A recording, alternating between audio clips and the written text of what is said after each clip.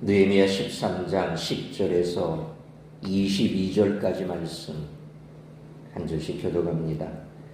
내가 또 알아본즉 레위 사람들이 받을 몫을 주지 아니하였으므로 그 직무를 행하는 레위 사람들과 노래하는 자들이 각각 자기 밭으로 도망하였기로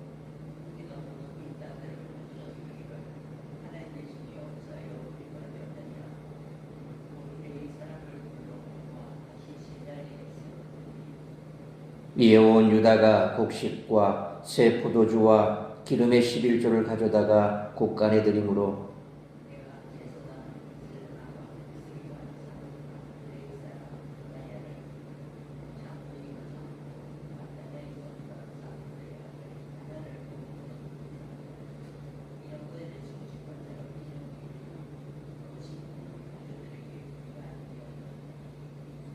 내 하나님이여 이 일로 말미암아 나를 기억하옵소서. 내 하나님의 전과 그 모든 직무를 위하여 내가 행한 선한 일을 도말하지 마옵소서.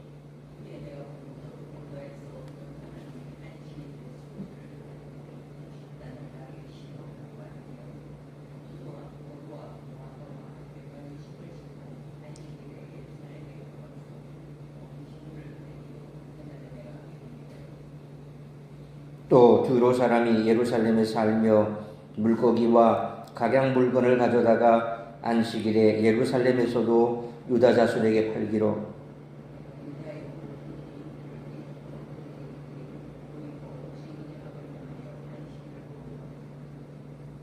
너희 조상들이 이같이 행하지 아니하였느냐? 그래서 우리 하나님이 이 모든 재앙을 우리와 이 성읍에 내리신 것이 아니냐? 그럼에도 불구하고 너희가 안식일을 범하여 진노가 이스라엘에게 더욱 심하게 임하도록 하는도다 하고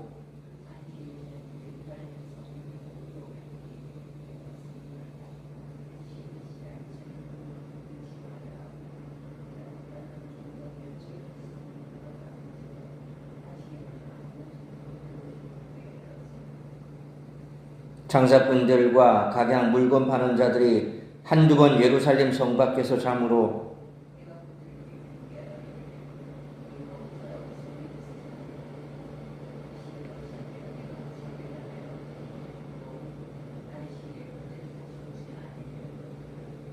(22절) 같이 읽습니다. 내가 또 레위 사람들에게 몸을 정결하게 하고 와서 성문을 지켜서 안식일을 거룩하게 하라 하였느니라. 내 하나님이여 나를 위하여 이 일도 기억하시옵고 주의 크신 은혜대로 나를 아끼시옵소서. 아멘. 이어진 오늘 본문의 느헤미야의 개혁은 10절로 14절에 성전 사역자들을 위한 처우 개선과 15절로 22절의 안식일 규정 강화입니다. 먼저 레위 사람들이 성전 사역을 저버리고 떠나는 일이 발생했습니다. 그들이 사역에 대한 보수를 받지 못하는 상황이 이어졌기 때문입니다. 이런 상황에서 사역자들의 사명감을 운운하기 어려운 것은 율법에서 보장하는 부분이 이루어지지 않기 때문입니다. 그들도 부양하는 가족이 있었으므로 생계를 위해 수입이 필요했습니다. 느헤미야가 꾸짖은 대상이 레위 사람들이 아니라 지도자인 것을 보아 레위인들에게 귀책 사유가 있었던 것은 아닌 듯합니다. 또한 느헤미야의 조치 이후로 온 백성들이 11조를 바친 것으로 보아 그동안 못했다기보다 안 한 것에 더 가까워 보입니다. 느헤미야가 개혁을 통해 레위 사람들을 그들의 자리로 돌아오게 한 것은 예배와 말씀 교육이 유다 공동체에서 가장 중요한 핵심이기 때문입니다. 왕이 없는 유다 사회에서 하나님 말씀이 올바로 전파되기 위해서는 이들의 안정적인 생활이 보장되어야 했습니다. 이어지는 말씀의 내용처럼 안식일에 관한 규정은 다루기가 매우 어렵습니다. 애매하고 복잡한 부분들이 시대에 따라 계속 제기되기 때문입니다. 광야 시대에는 생각지 못했던 문제들, 예를 들면 상인들을 위해 성문을 열어두는 일 등이 느헤미야 시대에 발생했습니다. 특히 장사는 하지 않더라도 구매는 할 수 있다라고 자신의 행동을 합리화하는 일도 있었습니다. 이에 대해 느헤미야는 엄하게 다룹니다. 안식일에 대한 규정 강화 이면에는 하나님 중심의 삶을 가르치고자 했던 느헤미야의 심정이 느껴집니다. 그러므로 오늘날 주일을 어떻게 보내는 것이 하나님께서 기뻐하는 일인지에 대해 깊이 성찰할 수 있는 우리 모두가 되시기를 축원합니다. 공동체를 이끌어갈 때 규칙을 정해놓기만 하면 모든 것이 저절로 움직이리라고 기대해서는 안 됩니다. 어떤 규칙이든지 그것이 잘 지켜지도록 누군가 점검하고 확인해야 합니다. 느헤미야서의 마지막 부분은 유다 공동체가 결의한 내용이 잘 지켜지도록 하기 위해 느헤미야가 어떤 노력을 했는가를 기록하고 있습니다. 따라서 이와 같은 오늘 본문의 말씀을 통해 우리들이 깨달아야 할 것은 첫째로 10절로 14절 말씀처럼 모든 성도는 충직하게 하나님의 일에 관심을 쏟아야 한다는 것입니다. 12장 44절로 47절 말씀처럼 공동체 지도자들은 제사장과 레위인들이 성전의 일에 전념할 수 있도록 생계를 보장해 주기로 결의한 바 있습니다. 그러나 그것이 제대로 지켜지지 않아 레위인들이 생계를 위해 각자 자기 밭으로 도망하는 사태가 벌어졌고, 느헤미야는 10절로 11절 말씀처럼 민장 곧 백성들의 지도자들을 꾸짖고 다시 레위인들을 모아 성소를 섬기게 합니다. 이런 문제는 쉽게 재발하고 악순환을 일으킵니다. 레위인들이 생계를 위해 밭에서 일하게 되면 성전 제사나 의식이 제대로 이루어지지 않고, 백성들은 제사가 제대로 이루어지지 않는 성전에 예물을 바칠 생각을 접게 됩니다. 결국 레위인들은 점점 더 성전의 일을 소홀히 하게 됩니다. 느헤미야는 이런 악순환이 일어나지 않도록 12절 말씀처럼 우선 백성들의 11조를 곳간에 들여 성전의 재정을 확보하여 레위인들의 생계를 책임질 수 있도록 합니다. 그리고 13절 말씀처럼 그들 충직한 사람을 창고지기로 세워 그 11조를 공정하게 분배하는 일을 맡겼습니다. 더불어 느헤미야는 누군가 계속 이 문제에 관심을 기울이지 않으면 다시 흐트러질 수 있다는 위기감에 14절 말씀처럼 하나님께 이를 지켜주시기를 간구하고 있습니다. 의미 있고 좋은 일일수록 관심을 가지고 계속 힘쓰지 않으면 제대로 유지되지 않고 껍데기만 남는 경우가 많습니다. 그러므로 교회가 계속해서 세워져 나갈 수 있기 위해 충직하게 하나님의 일에 관심을 쏟고 그로 인해 중요한 일이 무너지지 않도록 힘써 나가는 우리 모두가 되시기를 축원합니다. 두 번째로 15절로 22절 말씀처럼 성도는 철저하게 말씀에 순종하며 세상과 구별된 삶을 살아야 한다는 것입니다. 느헤미야는 15절로 17절 말씀처럼 유다 백성들이 안식일을 잘 지키지 않자 귀인들을 꾸짖어 이를 바로잡기 시작합니다. 느헤미야는 예레미야 17장 27절에 그러나 만일 너희가 나를 순종하지 아니하고 안식일을 거룩되게 아니하여 안식일에 짐을 지고 예루살렘 문으로 들어오면 내가 성문에 불을 놓아 예루살렘 궁전을 삼키게 하리니 그 불이 꺼지지 아니하리라 하셨다 할지니라 하시니라 라는 말씀과 오늘 본문 18절 말씀처럼 이 문제가 이스라엘이 멸망한 이유이며 안식일을 계속 지키지 않으면 하나님의 진노가 이전보다 더 크게 임할 수 있다라고 질타하고 있습니다. 안식일은 모든 사람이 안식을 누리고 하나님의 형상으로서 존엄성을 회복하는 날입니다. 그렇기 때문에 하나님은 출애굽기 20장 10절 말씀처럼 안식일을 정하시고 아무도 일하지 못하게 하셨습니다. 그런데 이렇게 하면 모두가 일하지 않을 때 자기만 일함으로써 큰 수익을 얻으려는 자들이 꼭 나타납니다. 느헤미야가 이를 막고자 19절로 21절 말씀처럼 안식일에 성문을 닫고 상인들을 막았더니 성문 앞에서 자면서 성문이 열리자마자 들어가 남들보다 먼저 물건을 더 많이 팔려는 자들이 생겼습니다. 그래서 느헤미야는 안식일에 노숙하는 자를 체포하겠다고 경고함으로써 그런 일을 방지합니다. 그렇게 하지 않으면 안식일이 끝나자마자 열리는 시장에서 장사하기 위해 안식일에 노숙하는 상인들이 계속 늘어났을 것입니다. 느헤미야는 22절 말씀처럼 하나님께 순종하기 위해 최선을 다했습니다. 이처럼 하나님의 법에 순종할 때에는 하나님이 왜 그 법을 주셨는가를 이해하고 그 뜻을 온전히 이루기 위한 조치를 취해 그 법을 우회하지 못하게 해야 한다는 것입니다. 오늘날 참 이런 안식일에 대한 규정들이 얼마나 많이 후퇴했는가를 우리가 삶 속에서 느껴야 합니다. 안식일은 주일과 다르다. 안식일은 구약이고 주일은 현대니까 그것은 분명 세대의 차이가 있다. 그래서 우리가 주일날 어디 가서 예배 이후에 오락을 즐기고 물건을 사고 팔고 하는 것에 대해서 별 그렇게 큰 의미를 두지 않습니다. 그런데 안식일과 주일이 뭐가 다릅니까? 똑같습니다. 구약이 안식일을 거룩하게 지켰다면 우리는 오늘날 주일을 거룩하게 지켜야 되는 것입니다. 구약의 말씀이 오늘 신약에 와서 의미가 없습니까? 아닙니다. 변화된 건 없습니다. 하나님의 말씀은 1.1획도 변개하지 않는다 그랬습니다.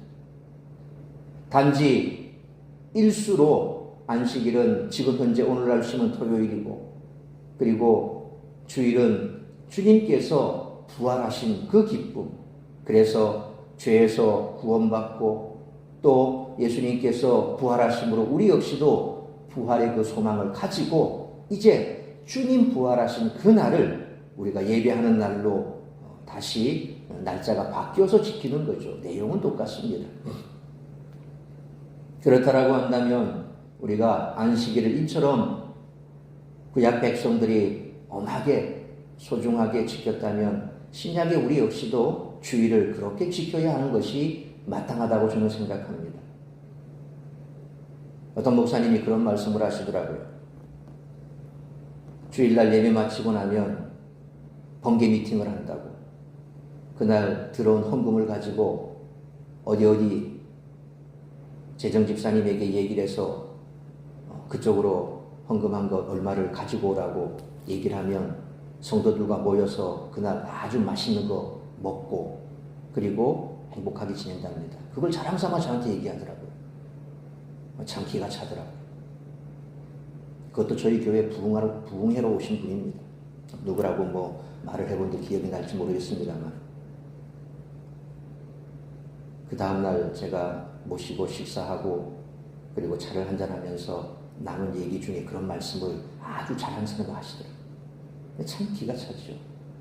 주일날 헌금한 거 그거 가지고 모여서 그 다음날 주일날 예배 마치자마자 어디 가서 맛있는 거 먹고 온다.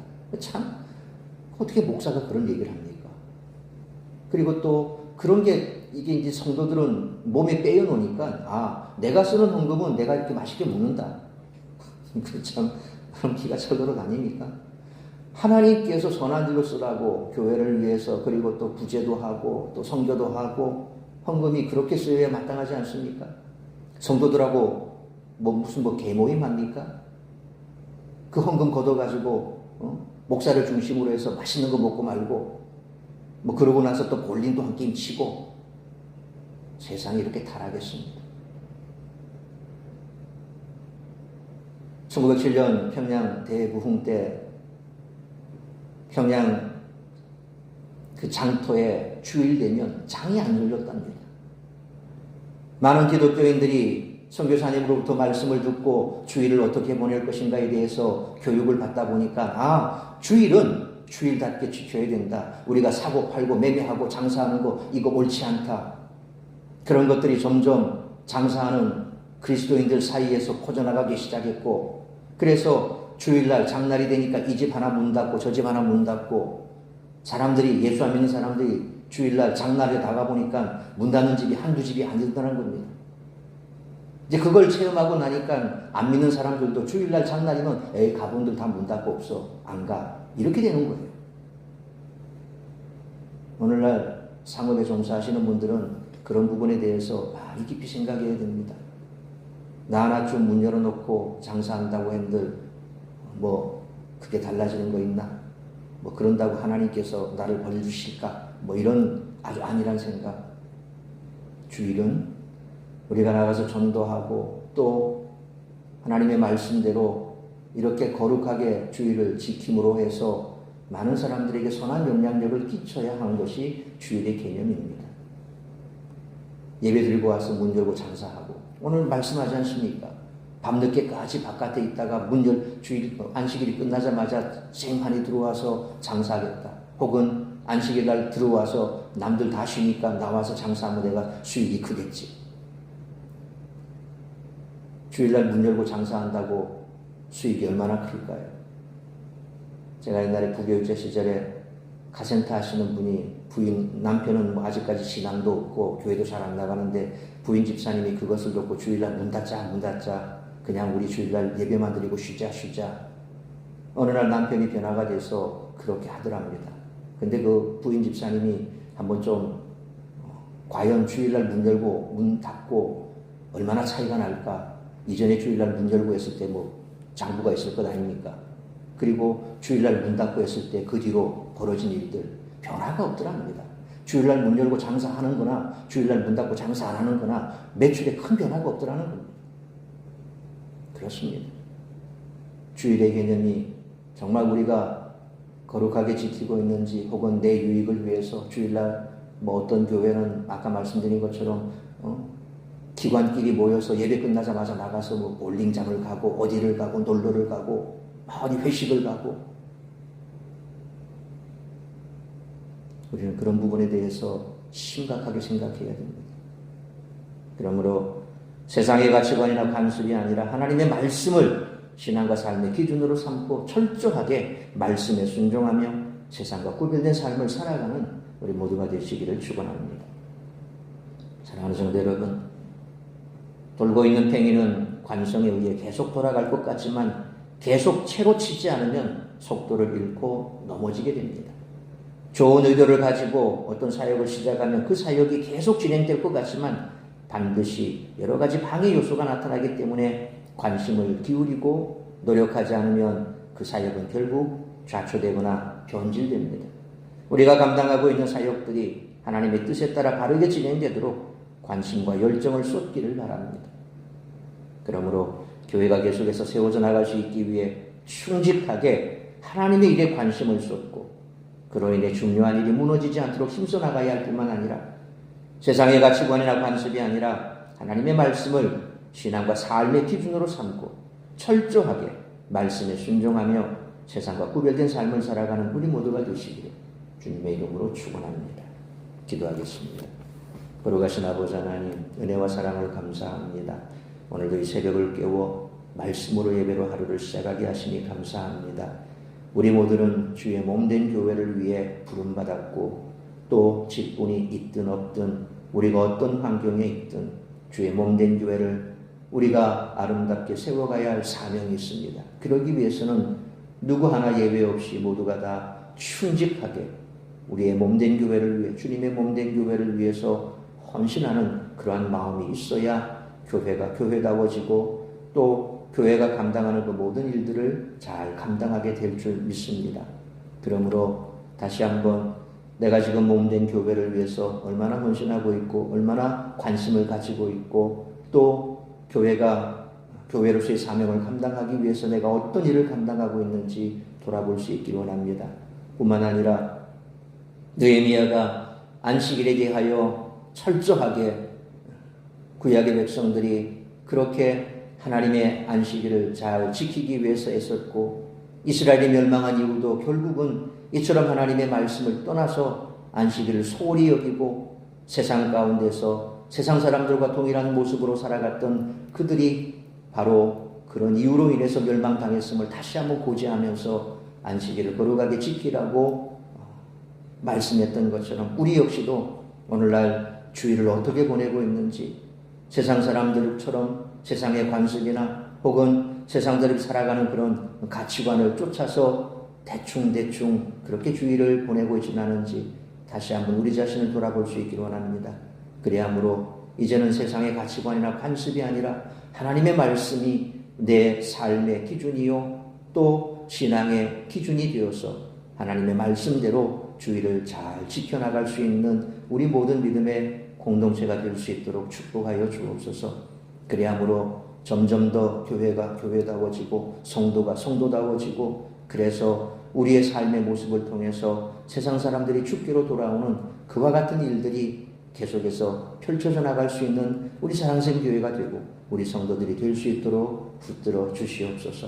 오늘 이 한 날도 나를 통하여 이루고자 하는 그 하나님의 뜻을 이루어가기에 부족함이 없는 우리 모든 성도들이 될 수 있기를 간절히 빌고 소원하오며 이 모든 말씀 우리 주 예수 그리스도의 이름으로 기도하옵나이다. 아멘.